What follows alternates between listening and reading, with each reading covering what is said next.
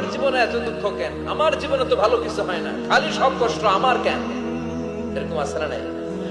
এরকম হতাশদের জন্য এই সূরাটা একটা আলোকবর্তিকা, মোটিভেশনাল সূরা। আলহামদুলিল্লাহ পড়েন। বিশ্বনবীকে আল্লাহ আশ্বস্ত করলেন আর এই সূরাটা নাজিল করলেন আর বললেন ওয়াদ-দুহা।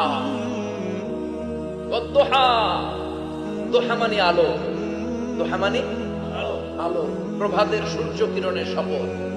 Look up, the sunlight, it's a very beautiful day out there.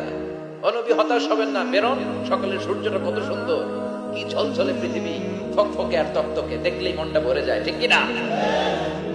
দুহা, দুহা মানে আলো, আশার আলো, সম্ভাবনার আলো। আমাদের জীবনে আলোর দরকার আছে না নাই? আলো না থাকলে আমরা বাঁচতে পারবো? আলো লাগে বড় ভালো। এই আজকে আলো না থাকলে আমার দেখা যেত। এজন্য কোরআনকে আল্লাহ আলো বলেছেন। কোরআনকে কি বলেছে?